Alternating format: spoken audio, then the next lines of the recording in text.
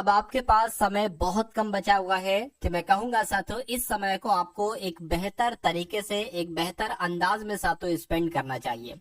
यानी कि वहां साथियों अपने इस समय को आपको व्यतीत करना चाहिए जो कंटेंट आपको डायरेक्ट एग्जाम में दिखे और एग्जामिनर जैसा प्रश्न पत्र साथियों तैयार करने वाला है वैसे क्वेश्चंस आपको दिखे। तो मैं कहूंगा साथियों हूबहू वैसे सवाल मैंने लिए हैं जैसे आपके एग्जाम में आपको आपकी शिफ्ट में साथियों देखने को मिलेंगे। तो इन सभी सवालों को आप अपने मनोमस्तिष्क में स्टोर अगर कर लेते हैं तो मेरा मानना है कि पेपर आपका बड़ी आराम से क्रैक हो जाएगा। तो ये साथियों एक क्लास आपके एग्जाम पर साथियों भारी पड़ेगी, तो बहुत अच्छे तरीके से इन सभी सवालों को आप देखिए। सबसे पहले साथियों मैं जीके के आपको 50 सवाल कराऊंगा और आज की कट ऑफ की अगर हम बात करते हैं जीके के 50 सवालों में से 25 सवाल आपके सही होना चाहिए। यानी कि 50 सवालों में से 25 सवालों के जवाब आपको पहले से आना होना चाहिए और 25 सवालों के जवाब आपको तैयार कर लेना है।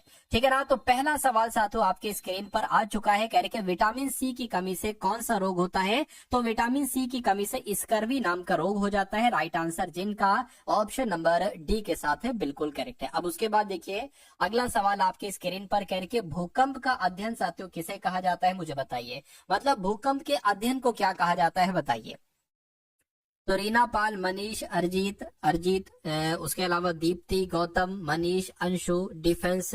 चलिए तो यहाँ पर भूकंपों के अध्ययन की अगर बात करें आप लोगों को मालूम होना चाहिए सिस्मोलॉजी कहा जाता है। क्या भूकंपों के अध्ययन को क्या कहा जाता है साथियों? सिस्मोलॉजी कहा जाता है। अब अगले नंबर का सवाल है, पूछा आपसे जा रहा है कि विश्व में कुल कितने महाद्वीप हैं बताइए। तो विश्व में साथियों कुल कितने महाद्वीप हैं? कुल 7 महाद्वीप हैं। आपका जवाब अगर ऑप्शन नंबर बी के साथ है तो मैं कहूंगा आंसर आपका बिल्कुल करेक्ट हो जाएगा भाई, बहुत बढ़िया। देखिए विश्व का मुख्यालय, विश्व बैंक की अगर बात करें या वर्ल्ड बैंक की अगर बात करें तो वर्ल्ड बैंक का मुख्यालय कहां पर स्थित है साथियों? वॉशिंगटन डीसी में ही वर्ल्ड बैंक का मुख्यालय स्थित है, ये आपको मालूम होना चाहिए। उसके बाद देखिए कहा जा रहा है कि स्वेज नहर किस देश में स्थित है। तो स्वेज नहर साथियों कहां पर स्थित है ये आपको बताना है। तुर्की में है, संयुक्त अरब अमीरात में है, या ईरान में है, या साथियों मिस्र में है। तो आपका जवाब अगर मिस्र है तो मैं कहूंगा आपका जवाब यहाँ पर बिल्कुल सही हो जाएगा। नेक्स्ट नंबर का सवाल है, कह रही बारमूडा ट्रायंगल क्षेत्र किस महासागर में स्थित है। तो ये तो अटलांटिक महासागर में स्थित है। कहां पर? अटलांटिक। अगला देखिए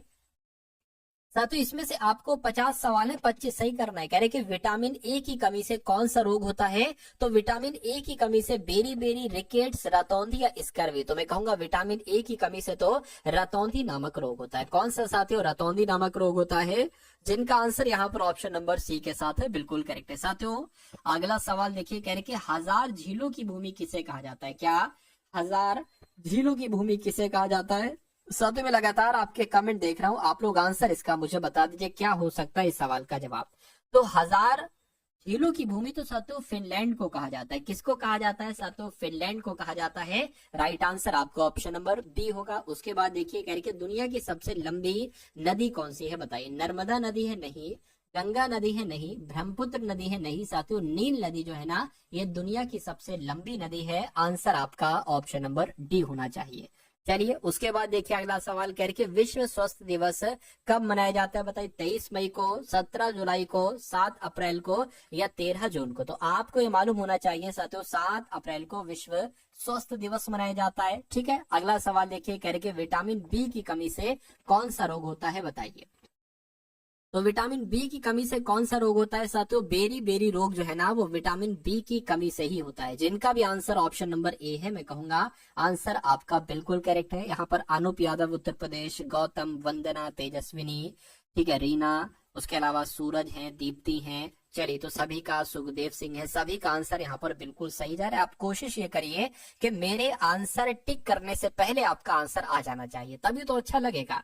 मेरे आंसर के बाद अगर आपका जवाब आ रहा है तो कैसे हो पाएगा। तो मेरे आंसर से पहले आप जवाब देने की कोशिश करिए। ठीक है। कह रहे कि प्रतिरक्षा विज्ञान संस्थान ये कहां पर स्थित है। तो ये तो नई दिल्ली में स्थित है। ये सभी के सभी साथियों सवाल आपके एग्जाम में आपको देखने को मिलेंगे। तो प्रतिरक्षा विज्ञान संस्थान कहां पर स्थित है अगर आपसे पूछे तो नई दिल्ली आपको बताना है। कह रहे कि सबसे बड़ा महाद्वीप विश्व का कौन सा है। तो सबसे बड़ा महाद्वीप विश्व का एशिया महाद्वीप है। और भारत किस महाद्वीप में स्थित है। तो भारत में एशिया महाद्वीप में ही स्थित है साथियों भारत। अगला सवाल देखिए, कह रहे कि मधुमेह के उपचार में क्या उपयोगी होता है बताइए। तो मधुमेह के उपचार में साथों इंसुलिन उपयोगी होता है। क्या इंसुलिन उपयोगी होता है, ये आपको साथों यहाँ पर मालूम होना चाहिए भाई। बहुत बढ़िया, वेरी गुड क्लास। चलिए भाई, अब उसके बाद देख लीजिए नेक्स्ट नंबर का सवाल है करके, प्रकृति में ऊर्जा का प्रमुख स्रोत क्या है। तो प्रकृति में भाई साहब ऊर्जा का प्रमुख स्रोत आपसे यहाँ पर पूछा जा रहा है। तो अगर आपका जवाब साथियों सूर्य है तो मैं कहूंगा आपका जवाब यहाँ पर बिल्कुल करेक्ट हो जाएगा भाई। बहुत बढ़िया, वेरी गुड क्लास। ठीक है, चलिए, यानी कि प्रकृति में ऊर्जा का प्रमुख स्रोत क्या है साथियों, सूर्य है। राइट आंसर आपका ऑप्शन नंबर ए होगा। अब उसके बाद देखिए साथियों, अगले नंबर का सवाल आपकी स्क्रीन पर करके, कोमोडो नेशनल पार्क कहां पर स्थित है। क्या आपके एग्जाम में ये अभी तक सवाल पूछा जा चुका है साथियों। तो कोमोडो नेशनल पार्क अगर आपसे पूछे ना तो आपको इंडोनेशिया बता देना है। क्या बता देना है साथियों, इंडोनेशिया आपको यहाँ पर बता देना है। तो जिनका आंसर यहाँ पर बी है तो बिल्कुल करेक्ट है। उसके बाद देखिए साथियों, आपसे पूछा जा रहा है कि दुनिया का सबसे बड़ा महासागर कौन सा है। प्रशांत महासागर, दक्षिण ध्रुवीय महासागर, अटलांटिक महासागर या हिंद महासागर। तो अगर आपका जवाब प्रशांत महासागर है तो मैं कहूंगा आपका जवाब यहाँ पर बिल्कुल करेक्ट हो जाएगा। ठीक है ना। चलिए, उसके बाद देखिए अगला सवाल आपके करके, कबीर के गुरु का नाम क्या था बताइए। कबीर दास के गुरु का नाम क्या था। तो कबीर दास के गुरु का नाम क्या था साथियों, रामानंद था। क्या था नाम साथियों इनका, रामानंद था। ये आपको ध्यान रखना है, कबीर दास के गुरु का नाम साथियों रामानंद था। अगला सवाल आपकी स्क्रीन पर है, देखिए साथियों, और फटाफट इस सवाल का जवाब भी आप लोग यहाँ पर दे दीजिए। पूछा आपसे जा रहा है कि सालारगंज संग्रहालय ये कहाँ पर स्थित है। क्या ये पटना में है, क्या ये नई दिल्ली में है, या ये हैदराबाद में है, या लखनऊ में है। तो ये तो साथियों हैदराबाद में। कहाँ पर है सालारगंज संग्रहालय, ये हैदराबाद में स्थित है, ये आपको मालूम होना चाहिए। उसके बाद देखिए अगला सवाल करके, स्वामी विवेकानंद जी का मूल नाम क्या था बताइए। नरेंद्र नाथ दत्त था, या बटुकेश्वर, ठीक है, बटुकेश्वर दत्त था, या कृष्ण दत्त था, या सुरेंद्र दत्त था। तो आपको यहाँ पर मालूम होना चाहिए नरेंद्र नाथ दत्त, यही स्वामी विवेकानंद जी का मूल नाम था। अगले नंबर का सवाल कह रहे कि किलिमंजारो पर्वत ये कहाँ पर स्थित है बताइए। ये तंजानिया में स्थित है, या केन्या में, या नामीबिया में, घाना में। चलिए, तो आपको मालूम होना चाहिए तंजानिया आपके इस सवाल का बिल्कुल करेक्ट आंसर हो जाएगा, यानी कि किलिमंजारो पर्वत ये तंजानिया में ही स्थित है। उसके बाद देखिए साथियों, अगला सवाल आपके स्क्रीन पर है। साथियों इस वीडियो को थोड़ा शेयर कर दीजिए आप लोग। जो भी आपके मित्र हैं जिनका आरपीएफ कांस्टेबल का पेपर लगा हुआ है, या आपके पास स्टडी वाले कोई ग्रुप है, तो उस ग्रुप में साथियों वीडियो एक बार शेयर करके तुरंत वापस आ जाइए और बताइए कि इस सवाल का जवाब क्या होगा करके। चंद्रमा पर उतरने वाले पहले व्यक्ति का नाम क्या था। तो चंद्रमा पर सबसे पहले जो उतरे थे वो नील आर्मस्ट्रांग उतरे थे। कौन उतरे थे साथियों, नील आर्मस्ट्रांग उतरे थे, ये आपको मालूम होना चाहिए। चलिए, नेक्स्ट नंबर का सवाल कह रहे कि बीबी का मकबरा साथियों ये कहाँ पर स्थित है। बीबी का मकबरा ये कहाँ पर स्थित है बताइए। तो ये आगरा में स्थित है, अजमेर में स्थित है, दिल्ली में स्थित है, औरंगाबाद में स्थित। तो ये तो साथियों औरंगाबाद में स्थित है। कहाँ पर, औरंगाबाद में। ठीक है, चलिए, तो बीबी का मकबरा कहाँ पर हो गया, औरंगाबाद में हो गया। उसके बाद देखिए कह रहे कि विश्व का सबसे बड़ा महाकाव्य कौन सा है बताइए। तो विश्व का सबसे बड़ा महाकाव्य कुरुक्षेत्र है, महाभारत है, रामायण है, या रघुवंशम है। तो मैं कहूंगा महाभारत ये विश्व का सबसे बड़ा महाकाव्य है। कौन सा, महाभारत ही विश्व का सबसे बड़ा महाकाव्य है, ये आपको मालूम होना चाहिए। सर मेरा डेटा खत्म हो गया है। अरे भाई डेटा खत्म हो गया है तो किसी से कनेक्ट कर लीजिए, या 144 पिक्सल पर कर लीजिए। ठीक है।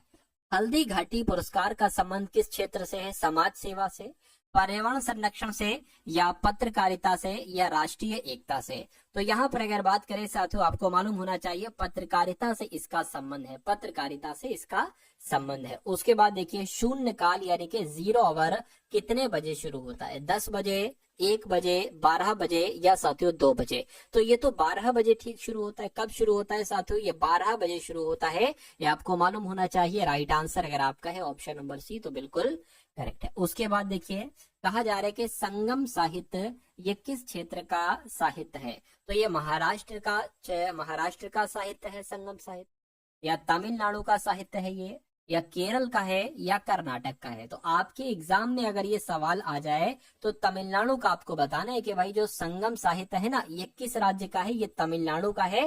राइट आंसर आपका ऑप्शन नंबर बी हो जाएगा। देखिए कह रहे कि विश्व का प्रथम व्यक्ति अंतरिक्ष में पहुंचने वाला कौन था बताइए। क्या आपका सातों सही जवाब हो सकता है? फटाफट आप लोग बताइए। तो विश्व का प्रथम व्यक्ति अंतरिक्ष में पहुंचने वाला कौन था? तो मेजर यूरी गागरिन था। मेजर यूरी गागरिन आपके इस सवाल का बिल्कुल सही जवाब हो जाएगा। उसके बाद देखिए कह रहे कि विश्व का सबसे छोटा महाद्वीप कौन सा है, बताइए मुझे। तो विश्व का सबसे छोटा महाद्वीप की अगर हम बात करते हैं तो ऑस्ट्रेलिया महाद्वीप सबसे छोटा महाद्वीप है, ये आपको मालूम होना चाहिए। और अभी मैंने आपको बताया था एशिया महाद्वीप ये बड़ा है जनसंख्या के हिसाब से, ठीक है। तो उसके बाद देखिए अगला सवाल कह रहे कि विश्व पोलियो दिवस निम्न में से किस दिन मनाया जाता है, बताइए। तो विश्व पोलियो दिवस 24 अक्टूबर को, 10 जनवरी को, 12 मार्च को, 25 अप्रैल को, नहीं साथियों 24 अक्टूबर को ही विश्व पोलियो दिवस मनाया जाता है। आंसर आपका ऑप्शन नंबर ए होगा, ठीक है। चलिए नेक्स्ट नंबर का सवाल है, कह रहे कि भारत में कार्यपालिका का अध्यक्ष कौन होता है, बताइए। जो भारत की कार्यपालिका है उसका अध्यक्ष कौन होगा साथियों? राष्ट्रपति ही तो उसके अध्यक्ष होंगे, ठीक है। ये आप लोग याद रखेंगे, ये साथियों इंपॉर्टेंट क्वेश्चन है आपके लिए। नेक्स्ट नंबर का सवाल है, कह रहे कि यूरेनियम का सबसे बड़ा उत्पादक देश कौन सा है, बताइए। तो यूरेनियम का सबसे बड़ा उत्पादक देश आपको मालूम होना चाहिए कजाकिस्तान है। अगला देखिए सबसे हल्की धातु कौन सी होती है, बताइए।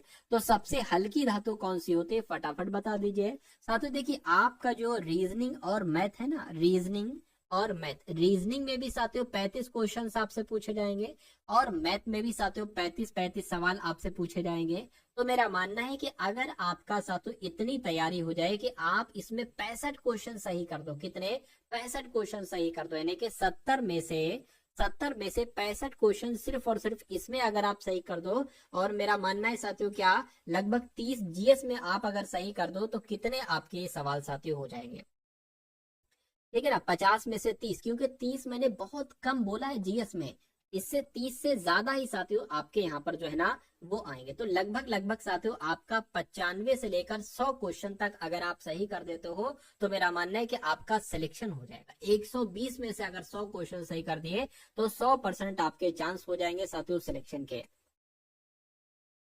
ठीक है ना।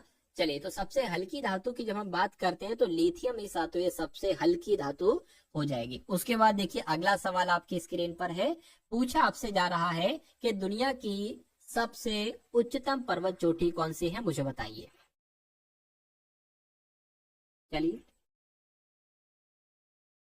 क्या आपका साथियों यहाँ पर राइट आंसर हो सकता है, देखिए और मुझे आप लोग बता दीजिए कि आपका राइट आंसर क्या है। तो अगर आपका जवाब साथियों माउंट एवरेस्ट है तो मैं कहूंगा आपका जवाब यहाँ पर बिल्कुल करेक्ट हो जाएगा। अगला सवाल आपकी स्क्रीन पर कह रही है विश्व जल दिवस कब मनाया जाता है, बताइए। विश्व जल दिवस साथियों कब मनाया जाता है, तो 22 मार्च अगर आपका जवाब है तो मैं कहूंगा आपका जवाब यहाँ पर बिल्कुल करेक्ट हो जाएगा। भाई साहब विश्व जल दिवस ये आपका 22 मार्च को ही तो मनाया जाता है। उसके बाद देखिए अगला सवाल कह रहे कि गंगा की मुख्य शाखा को बांग्लादेश में किस नाम से जाना जाता है, तो किस नाम से जाना जाता है, बताइए। यहाँ पर तेजस्विनी राज है, दीप्ति है, गौतम है, ज्योति है, ठीक है, आर्मी लव है, गुरप्रीत है, रीना, सभी का जो है वो डिफेंस है। उसके अलावा चलिए तो सभी का आंसर यहाँ पर बिल्कुल सही जा रहा है, ज्योति बोधरा का सी बता रहे हैं। चलिए तो गंगा की मुख्य शाखा को बांग्लादेश में किस नाम से जाना जाता है साथियों, पद्मा नाम से जाना जाता है। आंसर अगर आपका ऑप्शन नंबर बी है तो मैं कहूंगा बिल्कुल करेक्ट है। उसके बाद देखिए साथियों संगमरमर यानी कि मार्बल किसका रूप है, तो ये किसका रूप है, ये चूने पत्थर का रूप है, आपको मालूम होना चाहिए किसका साथियों, चूने पत्थर का रूप है। उसके बाद देखिए कह रहे कि क्षेत्रफल के आधार पर महाराष्ट्र का सबसे बड़ा जिला कौन सा है, बताइए। तो क्षेत्रफल के आधार पर महाराष्ट्र का सबसे बड़ा जिला कौन सा है साथियों, अहमदनगर है। कौन सा है साथियों, अहमदनगर है, ये आपको यहाँ पर मालूम होना चाहिए भाई, बहुत बढ़िया, वेरी गुड क्लास। चलिए नेक्स्ट नंबर का सवाल आप लोग के सामने है, पूछा आपसे जा रहा है कि डायनामाइट के आविष्कारक कौन है, बताइए। फटाफट साथियों आपका आंसर आना चाहिए। तो डायनामाइट के आविष्कारक आइंस्टाइन है, नहीं। न्यूटन है, नहीं। अल्फ्रेड नोबेल है साथियों, बिल्कुल सही, यानी कि अल्फ्रेड नोबेल ही डायनामाइट के आविष्कारक हैं, इन्होंने ही साथियों डायनामाइट का आविष्कार किया था, ठीक है ना। चलिए अगला सवाल आपकी स्क्रीन पर है, स्टील उत्पादन में भारत का विश्व में कौन सा स्थान है, बताइए। तो स्टील उत्पादन में भारत का विश्व में कौन सा स्थान है साथियों, तीसरा स्थान है, क्या तीसरा स्थान है। उसके बाद देखिए वीर भूमि किसकी समाधि स्थल है, बताइए। ये सवाल साथियों इंपॉर्टेंट है और आपके एग्जाम में पूछा जाएगा। क्या पूछा जाएगा? आपसे पूछा जाएगा कि वीर भूमि किसका समाधि स्थल है? तो पंडित जवाहरलाल नेहरू का नहीं, इंदिरा गांधी का नहीं, लाल बहादुर शास्त्री का नहीं, ये राजीव गांधी का है। किसका है साथियों? राजीव गांधी का जो समाधि स्थल है वो साथियों वीर भूमि उसे कहा जाता है। राइट आंसर आपका ऑप्शन नंबर डी होगा। अगला सवाल आपकी स्क्रीन पर है। अब रोज क्लास होगी क्या? हाँ, रोज, उम्मीद तो यही है रोज क्लास हो आपकी। ठीक है, वंदे मातरम का नारा किसके द्वारा दिया गया था? तो रविन्द्रनाथ टैगोर के द्वारा नहीं, अरविंद घोष के द्वारा नहीं, बंकिम चंद्र चटर्जी के द्वारा ही साथियों वंदे मातरम का नारा दिया गया था। ये आपको याद रखना है। अगला सवाल आपकी स्क्रीन पर कह के विद्युत बल्ब का फिलामेंट किसका बना होता है बताइए? तो विद्युत बल्ब का फिलामेंट साथियों क्रोमियम का बना होता है, टंगस्टन का बना होता है, तांबे का बना होता है या जस्ते का बना होता है? तो किसका बना होता है साथियों? टंगस्टन का बना होता है विद्युत बल्ब का फिलामेंट। चलिए भाई, ठीक है, तो सभी का आंसर यहाँ पर लगभग लगभग साथियों सही जा रहा है। ठीक है, और आपके नाम जो है वो मेरी नजरों के सामने से गुजर रहे हैं, तो बहुत ध्यान से साथियों आप लोग आंसर करेंगे। और जिन्होंने क्लास को लाइक नहीं, भाई आपसे रिक्वेस्ट है क्लास को लाइक कर दिया करिए। अगर कोई आपके लिए थोड़ी भी मेहनत कर रहा है और मैं अपनी पूरी मेहनत आपको दे रहा हूँ, ठीक है, तो क्लास को लाइक अगर आप नहीं करोगे तो ये बहुत गंदी बात, अच्छी बात नहीं है। तो एक बार लाइक वाला जो बटन है ना उसको दबा दीजिए, मुझे बहुत अच्छा लगेगा। कहने कि बायोगैस का मुख्य अवयव क्या है? तो बायोगैस का मुख्य अवयव साथियों मीथेन है। क्या है? मीथेन है। उसके बाद देखिए कह रहे कि केटू चोटी किस पर्वत श्रृंखला में स्थित है बताइए? केटू चोटी किस पर्वत श्रृंखला में स्थित है? केंद्रीय हिमाचल में, ट्रांस हिमालय में, काराकोरम श्रेणी में? बिल्कुल साथियों, काराकोरम श्रेणी आपका यहाँ पर बिल्कुल करेक्ट आंसर हो जाता है। उसके बाद देखिए कह रहे संतरे में कौन सा विटामिन है बताइए मुझे? संतरे में कौन सा विटामिन पाया जाता है? Vitamin A, vitamin B, vitamin C या साथियों विटामिन डी? तो संतरे में तो साथियों विटामिन सी पाया जाता है। कौन सा विटामिन पाया जाता है? विटामिन सी पाया जाता है संतरे में। ठीक है, तो इस प्रकार जिनका भी आंसर ऑप्शन नंबर सी तो बिल्कुल करेक्ट है। अब देखिए 50 सवाल जैसे आपके एग्जाम में आने को वैसे सवाल मैंने करवा दिए। अब यहाँ पर हम लोग देखेंगे साथियों रीजनिंग के सवाल। कौन से सवाल? रीजनिंग के सवाल साथियों हम लोग देखेंगे और आप चेक कीजिएगा कि रीजनिंग में आपका स्कोर कितना रहता है। ठीक है ना? एल्यूमिनियम किस खनिज से प्राप्त की जाती है? तो एल्यूमिनियम की अगर बात करिए बॉक्साइट से प्राप्त की जाती है। राइट आंसर अगर आपका है ऑप्शन नंबर सी के साथ, तो मैं कहूंगा आंसर आपका बिल्कुल करेक्ट भाई, बहुत बढ़िया, वेरी गुड क्लास। तो इस रीजनिंग के सवाल को देखिए, नीचे 4 ऑप्शन है, ऊपर आपका सवाल है। अब देखिए अगर ऐसा सवाल आता है तो आपको बिल्कुल भी डरना नहीं है, बिल्कुल घबराना नहीं है। ये भाई आपका आपके साथ है, आपको हर एक चीज समझा देगा। इस सवाल में अगर आपको दिक्कत लग रही है ना तो देखिएगा अभी 1 मिनट में ये सवाल आपके लिए सबसे आसान हो जाएगा। बस जो मैं कहता रहूं वो आपको करते जाना है। पहले में कहा गया है कि यहाँ पर पॉइंट है, पहला पॉइंट, दूसरा पॉइंट, तीसरा पॉइंट, चौथा पॉइंट। ठीक है, कहने कि अनुपम, भव्या, चहल, दिलीप, सौरभ, वरुण और गोविंद ये एक वृत्ताकार व्यवस्था में केंद्र की ओर मुख करके बैठे हैं और ताश खेल रहे हैं। कितने लोग हैं? 1 2 3 4 5 6 7, 7 लोग हैं।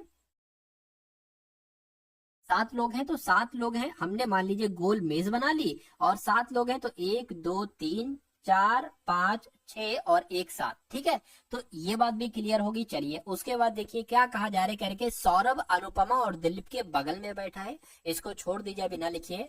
गोविंद वरुण और चहल के बीच में नहीं बैठा, इसको भी छोड़ दीजिए, बिना लिखिए। वरुण जो है ना ये अनुपमा के दाईं ओर ठीक बगल में बैठा है, हम इसको लेंगे साथियों।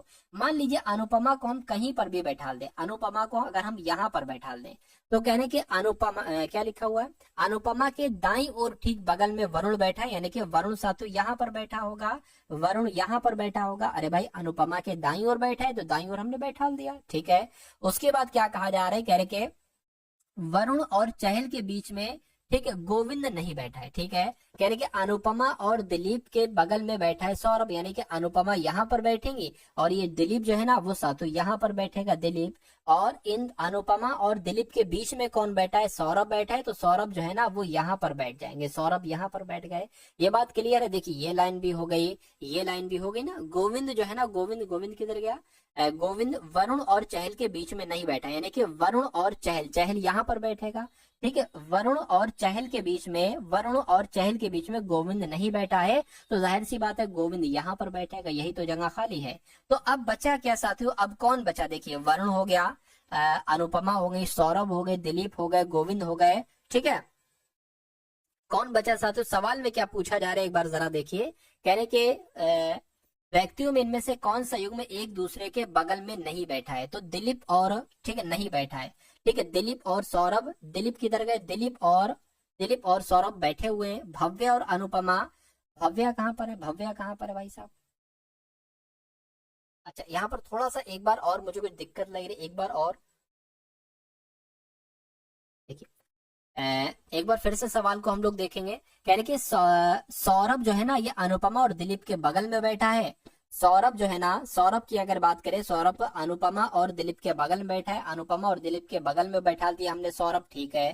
कहने के अनुपमा के दाईं ओर ठीक बगल में बैठा है वरुण। अनुपमा के ठीक दाएं ओर, ठीक है, कौन बैठा है? वरुण बैठा है, तो हमने वरुण को भी यहाँ पर बैठा दिया, कोई दिक्कत नहीं है। अब इसको देखिए, कह रहे कि सौरभ जो है ना, ये अनुपमा और दिलीप के बगल में बैठा है, ये तो हो चुका है ना। वरुण और चहल के बीच में, अच्छा, नहीं बैठा है। वरुण और चहल के बीच में कौन नहीं बैठा है? वरुण और चहल के बीच में नहीं बैठा है गोविंद, ठीक है, गोविंद नहीं बैठा, तो गोविंद यहाँ पर बैठेगा, ठीक है। उसके बाद कुल मिला के ये तो देखिए, व्यक्तियों का कौन सा युग्म एक दूसरे के बगल में नहीं बैठा है? तो भाव्या अनुपमा, ठीक, भाव्या अनुपमा। अच्छा, भाव्या अगर यहाँ पर बना दे तो भाव्या और अनुपमा ये नहीं बैठी हैं, ठीक है। चहल और भाव्या भी एक दूसरे के पास बैठी हैं। गोविंद और दिलीप भी एक दूसरे के पास बैठे हैं, लेकिन भाव्या और अनुपमा एक दूसरे के पास नहीं बैठी हैं। नहीं बैठी हैं, तो यही आपका राइट आंसर हो जाएगा, ठीक है ना। चलिए, उसके बाद ये बहुत अच्छा सवाल था, ठीक है, अच्छा सवाल था। उसके बाद देखिए, अगले नंबर का सवाल आपकी स्क्रीन पर है। आप दिख रहे होंगे सर, ऑप्शन नहीं दिख रहा, अभी दिख रहा होगा, ठीक है। चलिए, ये देख लीजिए पूरे पूरे ऑप्शन आप देखिए। उसके बाद देखिए साथियों, नेक्स्ट नंबर का सवाल है, चलिए। अब उसके बाद देखिए, अगले नंबर का सातों सवाल आपकी स्क्रीन पर है। कह रहे कि एक ही पासे की तीन अलग अलग स्थितियां दिखाई गई हैं। जो प्रतीक ये एंड है ना, एंड वाले के विपरीत वाले फलक पर क्या होगा, ये कुल मिला के आपसे पूछा जा रहा है। साथियों मुझे बता दीजिए। अब देखिए, एंड कहाँ पर है? एंड एक तो यहाँ पर है, और कहीं पर एंड है, और कहीं पर एंड नहीं है, ठीक है। अब देखिए, हम कैसे एंड के विपरीत वाला निकाल पाएंगे? अब देखिए, यहाँ पर भी 9 है और यहाँ पर भी 9 है, तो ये 9 मैंने ये वाला लिखा और ये 9 मैंने ये यहाँ पर लिख दिया। अब इस 9 के इधर को क्या है साथियों, या इस 9 के इधर क्या है? स्टार है, तो मैंने यहाँ पर स्टार बना लिया, ठीक है। और इस 9 के इधर क्या है साथियों? डॉलर का साइन है, मैंने डॉलर का साइन बना लिया। उसके बाद इधर प्रतिशत है, तो इधर मैंने प्रतिशत बना लिया। और इधर को साथियों क्या है? ठीक है, स्टार हो गया, ये एट द रेट आ जाए, एंड आ जाएगा, तो ये मैंने एंड बना लिया। कहने का मतलब ये है कि स्टार का प्रतीक डॉलर हो जाएगा और प्रतिशत का प्रतीक एंड हो जाएगा। तो एंड का प्रतीक आपसे पूछा जा रहा है, एंड का प्रतीक भैया प्रतिशत हो जाएगा, तो कुल मिला के प्रतिशत आपका यहाँ पर बिल्कुल सही जवाब हो जाएगा। ये क्या 9 आ गया, प्रतिशत आपका सही जवाब हो जाएगा। तो ऐसे भी साथियों ये सवाल हो सकता है, ठीक है। उसके बाद देखिए, अगला सवाल आपकी स्क्रीन पर देखिए और बताइए सही जवाब क्या होगा। इस सवाल को देखिए और मुझे बताइए राइट आंसर आपका क्या होगा। कह रहे कि एक निश्चित कोड भाषा में MORSEL को LESROM लिखा जाता है, तो उसी कोड भाषा में GATEVWAY को क्या लिखा जा सकता है साथियों, बताइए। चलिए, देखिए, आपको ऐसा नहीं लग रहा है कि इन सभी लेटर्स की मदद से ही ये लेटर्स यहाँ पर लिखे गए हैं, ठीक है। अब देखिए, एल सबसे अंत में था, सबसे पहले आ गया, उसके बाद ई आ गया, उसके बाद एस आ गया, उसके बाद आर आ गया, उसके बाद ओ आ गया, उसके बाद एम आ गया। यानी कि साथ हम क्या करेंगे, हम भी यही करेंगे, वाई लिख लेंगे सबसे अंत वाला, उसके बाद ए लिख लेंगे, उसके बाद डब्ल्यू, उसके बाद ई लिख लेंगे, उसके बाद TAG लिख लेंगे, तो TAG लिख लिया। अब आपको देखना है कि ये कौन से ऑप्शन में लिखा हुआ है। YAWETAG मैं कहूंगा ऑप्शन नंबर डी में लिखा हुआ है, तो इसलिए जिनका आंसर ऑप्शन नंबर डी था तो बिल्कुल करेक्ट था। चलिए भाई, अब उसके बाद देखिए, अगला सवाल आपकी स्क्रीन पर आ चुका है। देखिए इस सवाल को और बताइए कि राइट आंसर आपका यहाँ पर क्या हो सकता है। चलिए,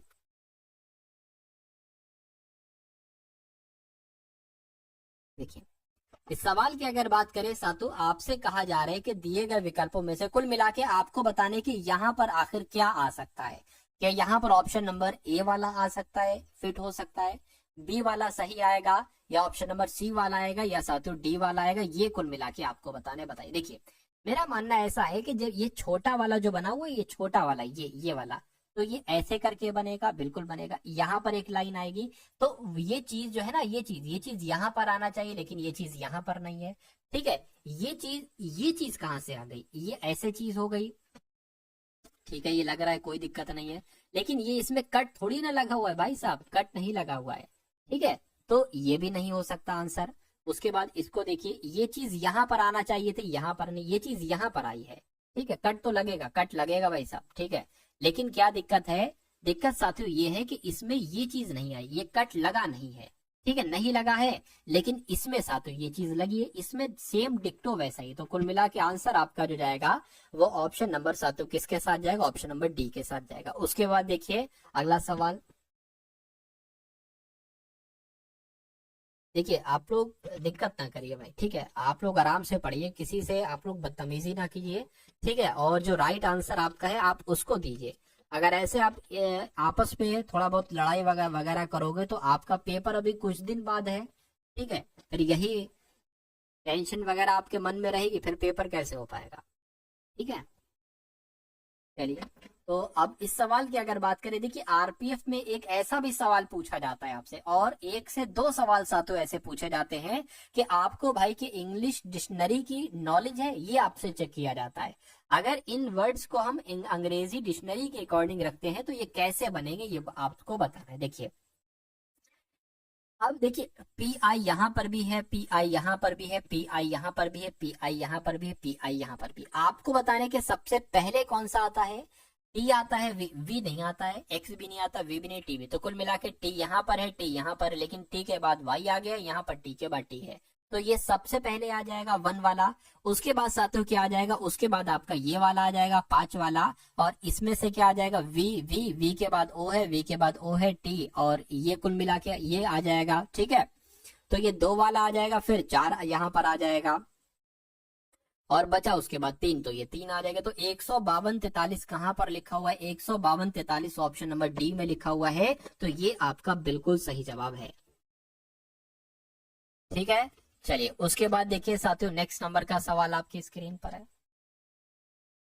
इस सवाल को देखिए और मुझे बताइए कि आपका राइट आंसर क्या होगा। करके सीमा ने एक फोटो की ओर इशारा करते हुए मुझसे कहा, वह तुम्हारे पिता है क्या। देखिए सीमा, ठीक है, सीमा की अगर बात करते हैं, सीमा ने एक फोटो की ओर इशारा करते हुए कहा, सीमा ने एक फोटो की ओर इशारा करते हुए मुझसे कहा। ठीक है, अच्छा, सीमा है, ठीक है, और वो मुझसे कह रही कि वह जो है ना, वो तुम्हारे पिता का पुत्र है। ठीक है, तुम्हारे, ठीक है, तुम्हारे पिता का पुत्र है। फोटो में मौजूद व्यक्ति का मेरे साथ क्या संबंध होगा, तो साथियों वो भाई ही तो होगा। अरे भाई, कोई आपसे कहे कि वो आपके पिता का पुत्र है, तो वो, या तो अगर ये कहता कि वो आपके पिता का इकलौता पुत्र है, तो वो आपके खुद की बात करती। लेकिन इकलौता वर्ड नहीं आया है, तो साथियों भाई आपका हो जाएगा आंसर। तो इस प्रकार जिनका आंसर ऑप्शन नंबर बी है तो बिल्कुल करेक्ट हो जाएगा। यहाँ पर ज्योतिका, दीप्तिका, गौतम, गुरप्रीत, तेजस्विनी, उसके अलावा शिवलाल बोदरा, ठीक है, सभी अंशु का, सभी का आंसर यहाँ पर बिल्कुल करेक्ट है। अगला सवाल आपकी स्क्रीन पर, इस सवाल को देखिए और बता दीजिए कि आपका सही जवाब क्या हो सकता है। देखिए ये थोड़ी सी इसमें दिक्कत आ गई है। ठीक है, मैं इसको साथियों यहाँ पर टाइप कर देता हूँ, अच्छे से लिख देता हूँ। देखिए टी है, खाली जगह है, खाली जगह है, एस एच टी है, और उसके बाद खाली जगह है, आर आई एस एच है, आर आई एस एच हो गया, और उसके बाद साथियों फिर से दो बार खाली जगह है, फिर डी आर आई हो गया, डी आर आई हो गया, खाली जगह है, नीचे लिख दूं। ठीक है, टी आई डी, क्या, टी आई टी और आर और आई हो जाएगा, और उसके बाद एस हो जाएगा, और फिर खाली जगह, फिर खाली जगह, और फिर आई आ जाएगा। तो कुल मिला के आपको बताने की ये सवाल कैसे आप कर सकते हो, तो मैं आपको हर बार बताता हूँ कि इनको काउंट करिए। 1 2 3 4 5 6 7 8 9 10 11 12 13 14 15 16 17 18 19 20 21 22 23 24 25 26 27 28, तो 28 यहाँ पर हो गए हैं। ठीक है, यानी कि अगर 28 है तो कहीं ना कहीं साथियों देखिए 6 का तो बनेगा नहीं, 5 का भी नहीं बनेगा, 7 का बना के देखते हैं। यानी कि 7 7 का पेयर हम लोग अलग करते हैं। तो 1 2 3 4 5 6 7 ये अलग, 1 2 3 4 5 6 7 ये अलग, 1 2 3 4 5 6 7 ये अलग, और 1 2 3 4 5 6 7 ये अलग। आप शुरू में देख रहे हो कि डी आर आ रहा है, डी आर यहाँ पर भी है, डी आर यहाँ पर भी है, डी आर यहाँ पर भी। अगर हम यहाँ पर डी लिख देते हैं तो डी आर हो जाएगा। आप देखोगे साथियों अंत में आई आ रहा है, तो आप यहाँ पर क्या लिख दोगे, आप यहाँ पर आई लिख दोगे, ठीक है, कोई दिक्कत नहीं। आप देखोगे अंत में अच्छा यहाँ पर भी आई आ जाएगा, ठीक है। आप देखोगे अंत में एस एच टी आई है, तो एस एच यहाँ पर टी आई हो जाएगा, ठीक है। और यहाँ पर क्या हो जाएगा, एस एच और ये आपका टी आई हो गया। यहाँ पर भी क्या हो जाएगा, एस एच और टी आई हो जाएगा। यहाँ पर क्या बचा है, डी आर आई, डी आर आई। तो कुल मिला के ये क्या लिखा हुआ है, दृष्टि लिखा हुआ है। दृष्टि हो गया, दृष्टि हो गया, दृष्टि हो गया और दृष्टि हो गया। अब आपको ये देखना है कि आपने अपने पेन से क्या क्या लिखा है। आपने आर लिखा है, आपने आई लिखा है, आपने फिर आई लिखा है, आपने फिर डी लिखा है, और फिर साथियों टी और आई लिखा है आपने, उसके बाद एस और एच लिखा है आपने, फिर क्या लिखा है, एच और टी लिखा है। तो ये कौन से ऑप्शन में आपको देखने को मिल रहा है, तो R double I D T I, ठीक है, T I S double H T, ये ऑप्शन नंबर आपको डी में देखने को मिल रहा होगा। तो जिनका आंसर ऑप्शन नंबर ए है बिल्कुल करेक्ट हो जाएगा। उसके बाद देखिए साथियों नेक्स्ट नंबर का सवाल आपकी स्क्रीन पर है, देखिए और बताइए राइट आंसर क्या है। चलिए भाई,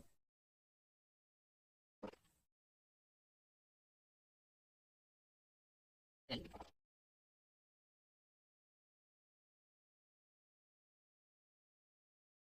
तो ये साथियों आपका नंबर सीरीज का सवाल है। कौन सा, ये नंबर सीरीज का आपका यहाँ पर सवाल है। कह रहे कि 209 है, सबसे पहले क्या है, सबसे पहले 209 है, उसके बाद 205 आ गया, और उसके बाद 196 आ गया, उसके बाद 180 आ गया। आपको बताना है कि अगला नंबर यहाँ पर क्या होगा, और उसके बाद 119 आना चाहिए।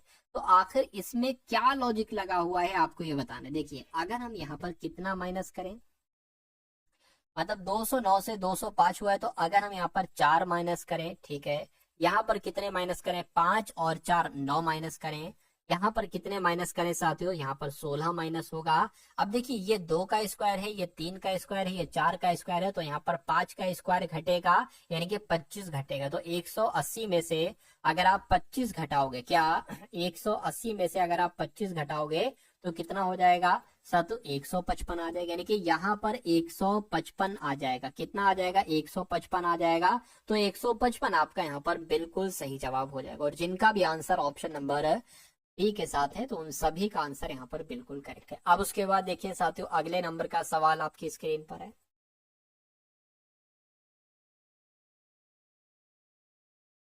चलिए इस सवाल को साथियों देख लीजिए और फटाफट मुझे भी आप लोग यहाँ पर आंसर बता दीजिए कि आखिर इस सवाल का जवाब आपका क्या हो सकता है, बताइए। देखिए इस सवाल में साथियों क्या है, कुछ नहीं है कि ए का अर्थ है जोड़ना, यानी कि जहां पर आपको ए देखने को मिले वहां पर साथियों जोड़ लगा देना, जहां पर आपको बी देखने को मिले गुणा लगा देना, सी देखने को मिले माइनस लगा देना, डी देखने को मिले साथियों भाग लगा देना। और लिखा क्या है साथियों, यहाँ पर 60 लिखा हुआ है, यहाँ पर 2 लिखा हुआ है, 3 लिखा हुआ है, 6 लिखा हुआ है, और 5 लिखा हुआ है, ठीक है। 5 लिखा हुआ और फिर ब्रैकेट में क्या लिखा हुआ है, 4 और 3 लिखा हुआ है। देखिए डी आया है, डी का मतलब भाग लगा दिया, ए का मतलब क्या है, प्लस प्लस लगा दिया, बी का मतलब क्या है, गुणा गुणा लगा दिया, सी का मतलब क्या है, माइनस और माइनस, और बी का मतलब क्या है, गुणा। तो जो ब्रैकेट में साथ तो उसको सॉल्व कर लीजिए, ठीक है, इसको सॉल्व कर लीजिए। 2 की भाग 60 से करोगे तो 30 आ जाएगा, प्लस 6 तिया कितना हो जाएगा, 18 हो जाएगा, माइनस 5 हो जाएगा, और 4 तिया आपका 12 हो जाएगा। क्या दिक्कत है, कोई दिक्कत नहीं। इन दोनों को जोड़ दीजिए तो ये 40 और 48 हो जाएगा। 48 माइनस 5 और माइनस 12 कितना हो जाएगा, 48 में से 5 जाएगा तो 43 जाएगा, 43 में से 12 घटाओगे तो कितना बच जाएगा साथों, 31 बच जाएगा। तो 31 कौन से ऑप्शन में लिखा हुआ है साथों, ऑप्शन नंबर डी में लिखा हुआ है, ठीक है ना। तो जिनका आंसर साथियों यहाँ पर डी है, मैं कहूंगा उनका आंसर यहाँ पर सही है। क्या जिनका आंसर यहाँ पर डी है तो उनका आंसर यहाँ पर बिल्कुल करेक्ट हो जाएगा भाई, बहुत बढ़िया, वेरी गुड क्लास। चलिए अब उसके बाद देखते हैं नेक्स्ट नंबर का सवाल आपकी स्क्रीन पर है। साथियों वीडियो को अगर लाइक नहीं किया तो भाई साहब वीडियो को लाइक कर दीजिए, बिना कहे वीडियो को लाइक कर दिया करिए।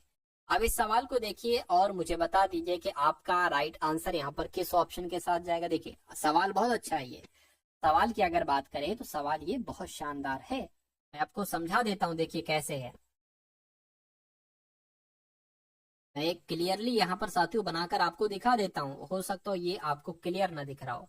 ठीक है, अगर आपको क्लियर दिख रहा है तो अच्छी बात है। एक यहाँ पर कट लगा हुआ है, एक यहाँ पर कट लगा हुआ है और एक यहाँ पर कट लगा हुआ है। ठीक है, अगर आप देखिए पहले आपके पास एक ऐसा कागज का टुकड़ा था, आपने इसको बीच से फोल्ड किया और ये वाला पार्ट आप इसके ऊपर ले आए, तो अब आपके पास एक ऐसा कागज का टुकड़ा आ गया, आपने इसको बीच से फोल्ड किया, ये वाला पार्ट इसके ऊपर ले आए। अब आपने यहाँ पर 3 कट लगा, एक ये और एक ये। अब जब आप इसको ओपन करोगे, जब आप इसको खोलोगे तो ये कैसा दिखाई देगा। देखिए ये जो यहाँ पर कट लगा हुआ है ना, मैं इसको देखता हूँ, यहाँ पर जो कट लगा हुआ है, एक कट साथियों ये यहाँ पर आ जाएगा, बिल्कुल आ जाएगा, कहिए ठीक है।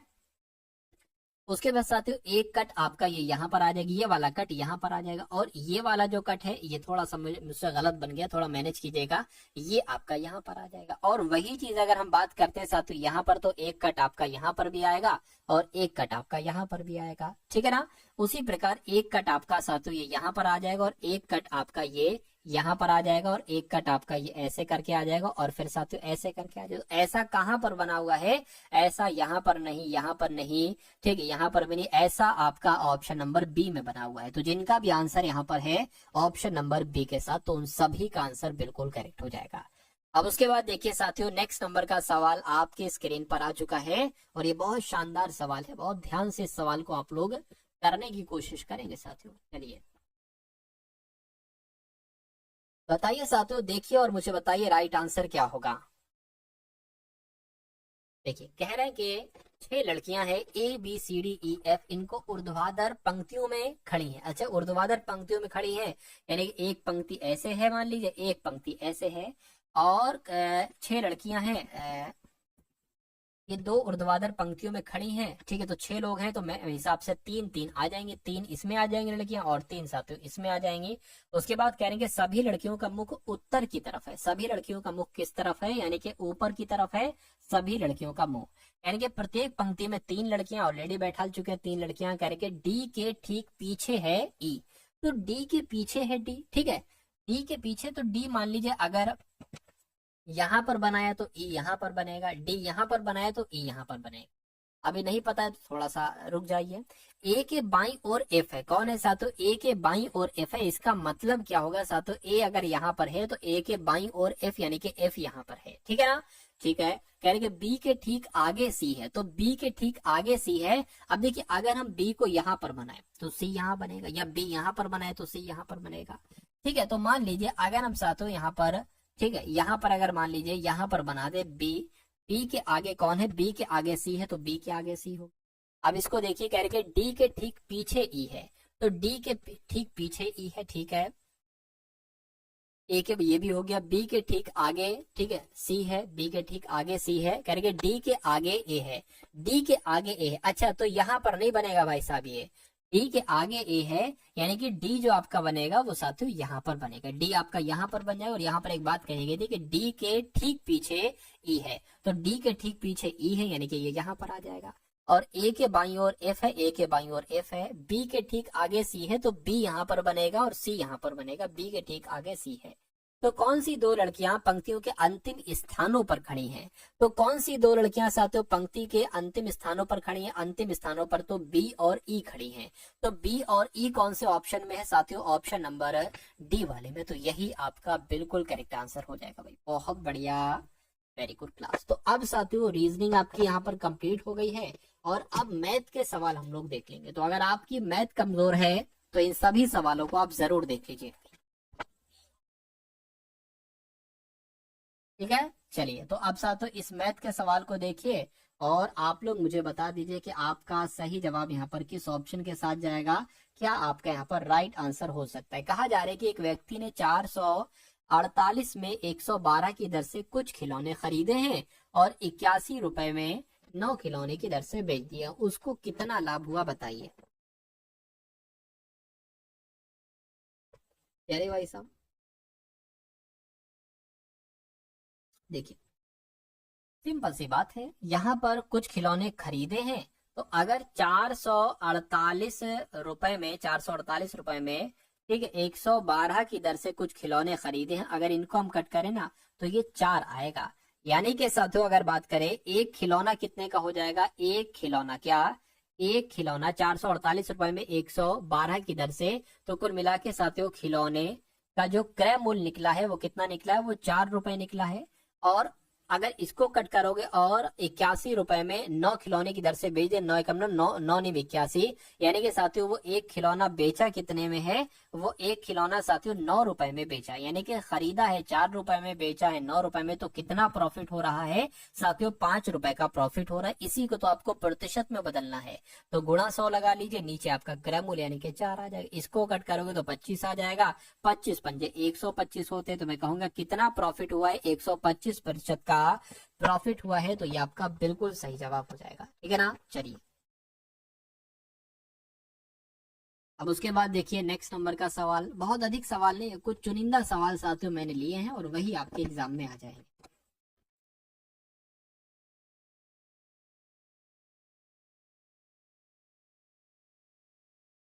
उसके बाद देखिए कह रहे कि दो शहरों के बीच की दूरी 55 किलोमीटर प्रति घंटा की चाल से, गुरप्रीत सिंह आप क्या लिख रहे हो, ये रोशनी ये आता कि ABCD ही लिखना ही आता है, क्या कह रहे हो आप भाई, समझ में नहीं आ रहा है। चलिए उसके बाद देखिए दो शहरों के बीच की दूरी 55 किलोमीटर प्रति घंटा की चाल से। अच्छा मान लीजिए एक शहर ये है और एक शहर ये है, इसके बीच की कुछ दूरी होगी, क्या होगी, इसके बीच की कुछ दूरी होगी, कह रहे हैं कि इस दूरी को 55 किलोमीटर प्रति घंटा की चाल से 8 घंटे में तय किया जाता है, तो वो दूरी कितनी होगी, सबसे बड़ा सवाल ये है। देखिए चाल भी है और समय भी है, चाल है 55 और समय है 8, तो दूरी तो बहुत आराम से निकल आएगी, 55 की गुणा 8 से करा लीजिए, 8 पंजे 40 हो जाएगा, 8 पंजे 40 44 हो जाएगा, यानी कि दूरी कितनी निकलेगी साथियों, दूरी कितनी निकलेगी, 440 किलोमीटर की दूरी निकलेगी। तो दूरी कितनी होगी साथियों, 440 किलोमीटर की दूरी होगी। कह रहे कि यदि चाल को 25 किलोमीटर प्रति घंटा बढ़ा दे, यानी कि 55 किलोमीटर प्रति घंटा चालती, इसको 25 किलोमीटर प्रति घंटा बढ़ा दे तो कितनी हो जाएगी साथियों, देखिए जरा कितनी हो जाएगी। ठीक है, 80 किलोमीटर प्रति घंटा की चाल हो जाएगी। तो 80 किलोमीटर प्रति घंटा की चाल कर दे तो कितने समय की बचत होगी।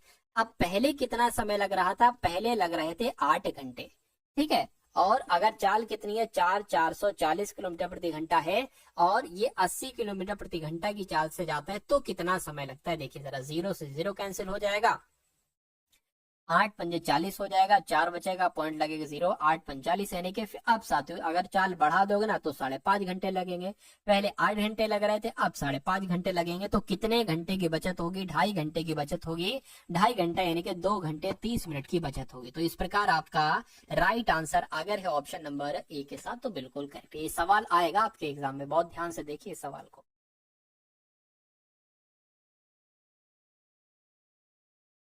चलिए ठीक है, अब उसके बाद देख लेते हैं साथियों नेक्स्ट नंबर का सवाल है। नेक्स्ट नंबर का सवाल है, कह रहे कि बद्री को अपना स्कूटर 17,000 रुपए में बेचने पर 15% की हानि होती है, 18% लाभ अर्जित करने के लिए उसे यह स्कूटर किस मूल्य पर बेचना चाहिए, बताइए।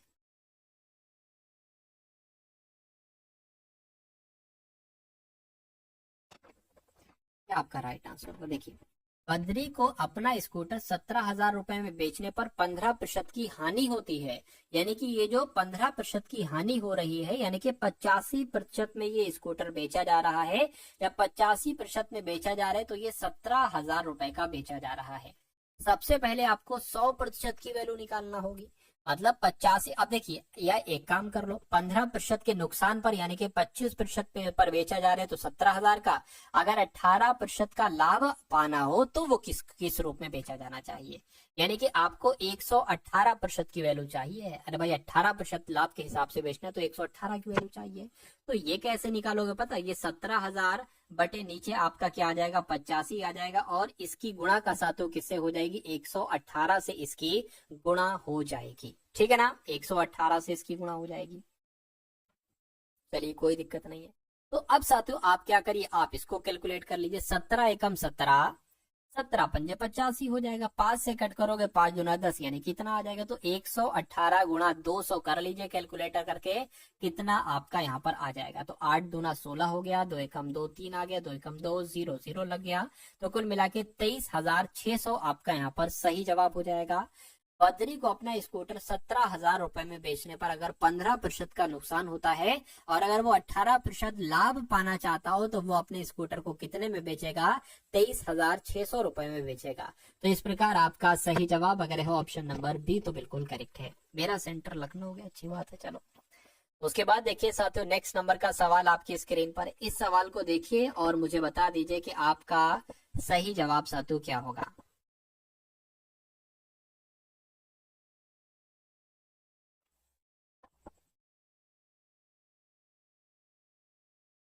चलिए भाई बता दीजिए कि आपका सही जवाब होगा। कैलकुलेट करके साथियों आप यहाँ पर बताने की कोशिश करेंगे। तो कहा आपसे जा रहा है कि एक वस्तु का निर्माता 12% का लाभ कमाता है, थोक विक्रेता 10% का लाभ कमाता है और खुदरा विक्रेता 15% का लाभ कमाता है। यदि वस्तु का खुदरा विक्रय मूल्य 56,672 है तो निर्माता के लिए उस वस्तु का लागत मूल्य क्या होगा? यानी कि वो वस्तु किस मूल्य से चली थी वो क्या होगा? वो मान लेते हैं हम साथ, तो एक्स होगा। यानी कि वस्तु का लागत मूल्य अगर एक्स है और इस एक्स मूल्य पर 12% का लाभ हो रहा है, यानी कि वो वस्तु 112 रुपए में बेची जा रही, 112% में। उसके बाद अगर बात करें, उसके बाद थोक विक्रेता 10% का लाभ ले रहा है, यानी कि 110% में बेची गई। उसके बाद खुदरा विक्रेता 15% का लाभ ले रहा है, यानी कि 115 में बेची गई। उसके बाद जाकर वो वस्तु जो बिकती है वो 56,000 में बिकती है, 56,672 रुपए में बिकती है। तो इसमें क्या है? कुछ नहीं है।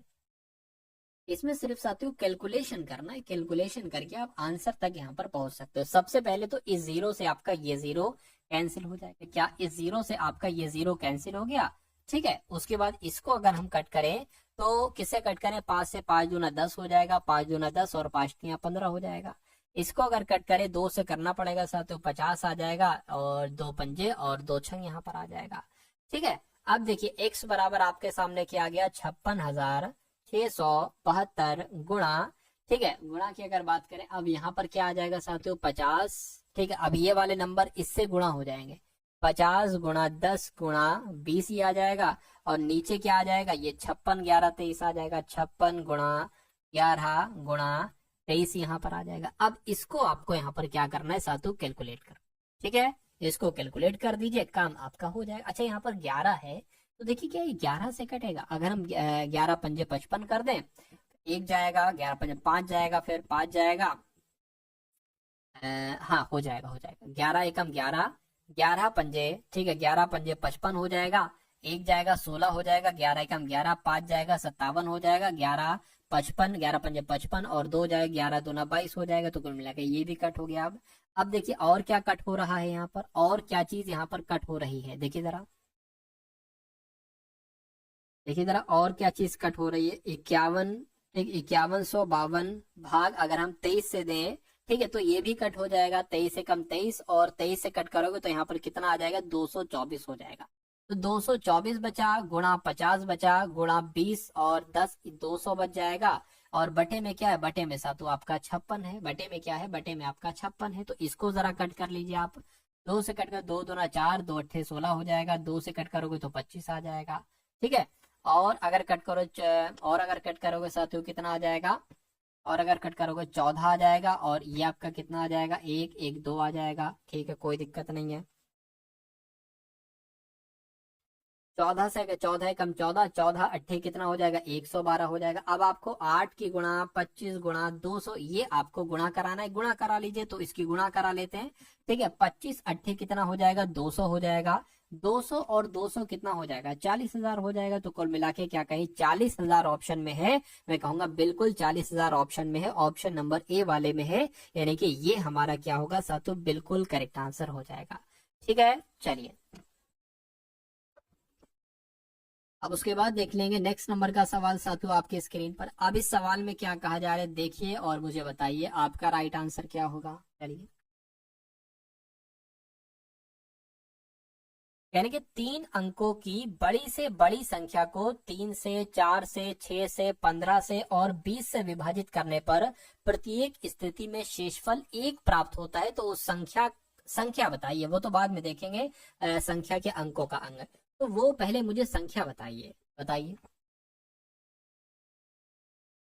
चलिए देखिए अगर मैं आपसे ये कहूं कि 3 अंकों की बड़ी से बड़ी संख्या कितनी होती है, क्योंकि यहाँ पर 3 अंकों की बड़ी से बड़ी संख्या कही गई है कि 3 अंकों की बड़ी से बड़ी संख्या कितनी होती है साथियों, 999 होती है। यानी कि इस संख्या को 3 से, 4 से और 6 से और उसके बाद 15 से, 20 से विभाजित करें तो आपको एक शेषफल प्राप्त होना चाहिए। तो वो संख्या आप लोग यहाँ पर मुझे बता दीजिए कुल मिला के। अभी तो जरूरी थोड़ी ना साथियों ये 999 ही हो, वो तो इससे कम होगी संख्या। तो अगर कभी भी ऐसा सवाल आ जाए तो ये 999 आपको लिखना है, 3 अंकों की बड़ी से बड़ी संख्या। अगर 4 अंकों की पूछते हैं तो साथियों 9999 होता। उसके बाद आपको 3, 4, 6, 15 का एलसीएम निकालना है। किसका? 3 का, 4 का, 6 का, 15 का और 20 का आपको क्या निकालना है साथियों? एलसीएम निकालना है। तो इसका एलसीएम कैसे निकालोगे मैं निकलवा देता हूं। देखिए 2 से अगर कट करेंगे 3 ऐसे ही आ जाएगा, 2 आ जाएगा, 3 आ जाएगा, 15 आ जाएगा, यहाँ पर 10 आ जाएगा। इसको अगर कट दो 3 एकम 3 आ जाएगा, 3 एकम 3 यही आ जाएगा, 15 आ जाएगा और 5 आ जाएगा। अब साथियों यहाँ पर 3 आ जाएगा, 3 एकम 3, 3 एकम 3, 3 पंजे 15 और 5 आ जाएगा। अब एक बार 5 आ जाएगा, ये भी कट हो जाएगा। 2 दूना 4, 4 तिया 12, 12 पंजे 60, यानी कि एलसीएम कितना निकला साथियों? 60 निकला। तो कुल मिला के अगर बात करें एलसीएम जब 60 निकला है तो मैं कहूंगा साथियों अब इसको हम 60 से भाग देंगे। किससे भाग देंगे साथियों? यहाँ पर हम लोग 60 से भाग देंगे। ये सवाल बहुत शानदार है साथियों और बहुत अच्छे तरीके से इस सवाल को करने की कोशिश करिएगा। तो 60 एकम 60 हो जाएगा, कितना बचेगा? 9 और 3 ये 39 बच जाएगा। अब हमें एक नंबर और जरूरत है, ये हमने 9 उतार लिया। ठीक है, अब इसको क्या करें? देखिए अगर हम 6 पंजे 30 करते हैं तो 6 चंग 36, अगर हम 6 से गुणा कराएं यानी कि कितना हो जाएगा? 6 चंग 36, यानी कि मैं कहूंगा 360 यहाँ पर आ जाएगा। अब क्या बचेगा? अब 39 आपका बच जाएगा। ठीक, और ये 16 हो गया है। तो कहने का मतलब क्या है साथियों? कहने का मतलब ये है, कहने का मतलब यह है कि अगर हम 60 की गुणा 16 से करा देते, क्या अगर हम यहाँ पर साथियों 60 की गुणा 16 से करा देते तो क्या आ जाएगा? तो साथियों 960 आ जाएगा। ठीक है, तो वो संख्या साथियों 960 हो जाएगी, 960 हो जाएगी। ठीक है, अब देखिए 3 अंकों की वो बड़ी से बड़ी संख्या क्या होगी? मैं कहूंगा 3 अंकों की बड़ी से बड़ी संख्या वो 960 होगी, जिसको अगर आप 3 से विभाजित करोगे हो जाएगी, 4 से भी विभाजित हो जाएगी, 6 से भी हो जाएगी, 15 से भी हो जाएगी, 20 से भी हो जाएगी। लेकिन लोचा यहाँ पर यह है कि हमेशा 1 प्राप्त होना चाहिए। तो इसमें अगर हम 1 जोड़ देंगे यानी कि वो संख्या अब हो गई 961। अब देखिए कह रहे कि 3 अंकों की वो बड़ी से बड़ी संख्या क्या होगी? मैं कहूंगा 961 होगी। जिसे 3 से विभाजित करोगे तो 1 शेषफल प्राप्त होगा, या जिसे 4 से विभाजित करोगे तो 1 शेषफल प्राप्त होगा, 6 से, 15 से, 20 से करोगे तो 1 शेषफल प्राप्त होगा। तो कहने की इसके अंकों का, इस संख्या के अंकों का योग कितना होगा? तो इसका साथियों आप योग कर लीजिए, 16 योग आ जाएगा। तो 16 योग आ जाएगा। 16 कहां पर लिखा हुआ है साथियों? ऑप्शन नंबर सी में लिखा हुआ है। तो ये क्या होगा साथियों? यही तो आपका बिल्कुल करेक्ट आंसर हो जाएगा भाई। बहुत बढ़िया, वेरी गुड क्लास। ठीक है ना। चलिए अब अगले नंबर का सवाल साथियों आप लोग यहाँ पर देख लीजिए और मुझे बता दीजिए कि आपका राइट आंसर यहाँ पर क्या हो सकता है, बताइए। चलिए भाई साहब, कह रहे हैं कि एक वस्तु का क्रय मूल्य कितना है? 15,045, सॉरी 1545 यहाँ पर बताया गया। एक वस्तु का क्रय मूल्य यानी कि किसी वस्तु को 1545 रुपए में खरीदा गया है जो अंकित मूल्य के 25% कम है, यानी कि तो साथियों मैं कहूंगा ये 75% की वैल्यू यहाँ पर दे रखी है 1545। यानी कि वस्तु को अगर 18% की छूट पर बेचा जाता तो इस लेन देन में कितना प्रॉफिट होता? चलिए तो सबसे पहले साथियों 100% की हम वैल्यू यहाँ पर निकाल लेते हैं। 1543/75 यहाँ पर आ जाएगा और गुणा साथियों 100 हो जाएगी यहाँ पर। ठीक है, 25 तिया और 25 चौक हो जाएगा। 3 से कट करें जरा, देखिए 3 से ये नहीं कट हो पाएगा भाई साहब। क्या ये 3 से नहीं कट हो पाएगा? 1500, अच्छा 43 थोड़ी ना भाई साहब, ये तो 45 है। 43 क्यों लिख दी? ये भी 45। अब 3 से हो जाएगा। 3 पंजे 15, 3 एकम 3, 3 पंजे 15 और 515 की गुणा 4 से करिए जरा। 515 की गुणा 4 से करिए जरा, कितना आ जाएगा? 5 चौक आपका 20 आ गया, 4 एकम 4, 6 आ गया, 4 पंजे 20 आ गया। यानी कि कुल मिला के कितना निकल आया साथियों? 2060 निकल आया। कहने का मतलब यह है कि अगर वस्तु का क्रय मूल्य 1545 है जो इसके अंकित मूल्य का 25% कम है, अगर मैं कहूँ 100% की वैल्यू क्या होगी तो 2060 हो जाएगी। और कहने कि अगर इस 2060 को 18% की छूट पर बेचा जाता है तो इस लेन देन में कितना प्रॉफिट होगा, बताइए। चलिए तो इसका जरा आप लोग क्या करिए साथियों, 18% इसका आप जरा निकालिए, इसका आप जरा 18% आप लोग यहाँ पर निकालिए, कितना निकलता है देखिए। इस जीरो से आपका ये जीरो कैंसिल हो जाएगा, 2 से कट करेंगे 9 आएगा और ये 5 आ जाएगा। ये बात साथियों क्लियर है, कहिए बिल्कुल क्लियर है। अब देखिए आपके सामने अब यहाँ पर क्या आ चुका है, आपके सामने यहाँ पर आ चुका है 206 गुणा 9 बटे यहाँ पर 5 हो जाएगा। अगर इसको मैं साथियों कैलकुलेटर की सहायता से कर लूं कि 206 गुणा 9 और कितना आ जाएगा साथियों, ये आपका भाग हम 5 से करा लेते हैं तो 370 आ जाएगा। कितना, 370.8 आ जाएगा, 370.8। एक सेकेंड, ठीक है, यहाँ पर कितना आ जाएगा, 370.8 आ जाएगा। ये बात क्लियर है। अब साथियों 370 पॉइंट यहाँ पर 8 आ चुका है। अब ये आप इसमें से घटाइए, किसमें से, 2060 में से आप इसको घटाइए। ठीक है, थोड़ी सी जगह मैं ले लेता हूँ, यहाँ पर इसको हटा देता हूँ मैं। तो अब हम क्या करेंगे साथियों, 2060 में से हम किसको घटाएंगे, 370 को यहाँ पर साथियों घटा देंगे। तो 370 को साथियों घटाएं, कितना बचेगा, 2 यहाँ पर आ जाएगा और यहाँ पर आपका क्या हो जाएगा, फिर आपका ये 9 हो जाएगा, 9 यहाँ पर आ जाएगा और फिर 8 आ जाएगा, 6 आ जाएगा और 1 आ जाएगा, यानी कि 1689.2 बचेगा यहाँ पर। तो अब साथियों आप क्या करेंगे, अब आप लाभ देखेंगे। अब 1689 में से आप साथियों 1545 घटाएंगे। ठीक है, 1545 यहाँ पर आप घटाएंगे तो यहाँ पर कितना बच रहेगा, ठीक है, यहाँ पर साथियों 4 आ जाएगा और यहाँ पर भी 4 आ जाएगा और 1 आ जाएगा। अब मैं साथियों इसको भी जरा हटाने की कोशिश करता हूँ, इसको हटा देता हूँ मैं।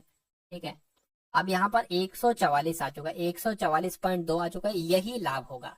तो इस लाभ को प्रतिशत में बदलेंगे, 100 से गुणा कराएंगे और नीचे क्या आ जाएगा, 1545 आ जाएगा, 1545 नीचे आ जाएगा। इसको कैलकुलेट कर लो, आंसर आपका सामने आ जाएगा। ठीक है, ये पॉइंट हटाओगे आप, नीचे जीरो आपका बढ़ जाएगा। तो इसको कैलकुलेटर की सहायता से मैं यहाँ पर करा लेता हूँ कि भैया 1400, ठीक है, 42 और गुणा 100, भाग किससे कराना है, ठीक है, भाग किससे कराना है, सही, अच्छा इससे 1500, ठीक है, 1545 जीरो से भाग कराना है तो 9.33 करके आएगा और 9.33 कहाँ पर लिखा हुआ है, ऑप्शन नंबर सी में लिखा हुआ है। तो ये क्या होगा साथियों, ये आपका बिल्कुल सही जवाब हो जाएगा भाई, बहुत बढ़िया, वेरी गुड क्लास। उसके बाद देखिए साथियों नेक्स्ट नंबर का सवाल आपकी स्क्रीन पर है। इस सवाल को देख लीजिए और मुझे बता दीजिए कि आपका सही जवाब यहाँ पर क्या हो सकता है, बताइए साथियों। इसमें क्या है, इसमें कुछ नहीं करेंगे, 7 विषम क्रमिक संख्याएं हैं आरोही क्रम में। इन संख्याओं का औसत 79 है। तो इनमें से पहली 5 संख्याओं का औसत क्या होगा, देखिए अगर 7 संख्याएं कही जा रही है और इनका औसत 79 है तो मैं कहूंगा बीच की संख्या का कितनी हो जाएगी, बीच की संख्या 79 हो जाएंगी, बाकी 3 इधर संख्या हो जाएंगी। ठीक है, और 3 इधर संख्या हो जाएंगी, 3 इधर संख्या हो जाएगी। अब देखिए अगर ये बीच की, क्योंकि औसत बीच का ही तो नंबर होता है, तो अगर ये 79 है तो विषम संख्या इससे पहले वाली क्या होगी, 77 होगी, और इससे पहली क्या होगी साथियों, 75 हो जाएगी, और इससे पहले क्या हो जाएगी, 73 हो जाएगी, और इसके बाद विषम संख्या क्या हो जाएगी, 81, और इसके बाद 83, और इसके बाद 85 हो जाएगी। यानी कि संख्याएं तो हमें पता चल गई है, संख्याएं हमें पता चल चुकी हैं साथियों यहाँ पर। ठीक है, और ये साथियों क्या है एक तरीके से, तो अब कहा जा रहा है कि इनमें से पहली 5 संख्याओं का औसत क्या होगा, यानी इनका इनका इनका इनका इनका औसत साथियों आपको पता करना है। तो इनका आप क्या कर ली, इनका औसत कैसे पता करेंगे, सबसे पहले तो इनको आपको जोड़ना होगा, प्लस करना होगा। ठीक है, तो इनको हम प्लस कर लेंगे, इनको हम प्लस कर लेंगे और 5 से इनको भाग दे देंगे। ठीक है, और वही आपका आंसर हो जाएगा। 9 और 1 10 हो जाएगा, 17 हो जाएगा, 17 5 कितना हो जाएगा आपका, 22 हो जाएगा, 22 और आपका 25, 25 का 5 हासिल लग जाएगा 2, ये 10 हो गया, ये 17 हो गया, 17 और 7 कितना हो जाएगा, 24 हो जाएगा, 24 और 7 कितना हो जाएगा, 24 और 7 आपका 31 हो जाएगा, 31 और 38 हो जाएगा। यानी कि यहाँ पर 385 आ गया, इसको 5 से आप भाग कर लीजिए, 5 सत्ते 35, 5 पंजे 25, कुल मिला के 75 आपका यहाँ पर आंसर आ जाएगा। और जिनका भी आंसर 75 है, पहली 5 संख्याओं का औसत कितना आ जाएगा साथियों,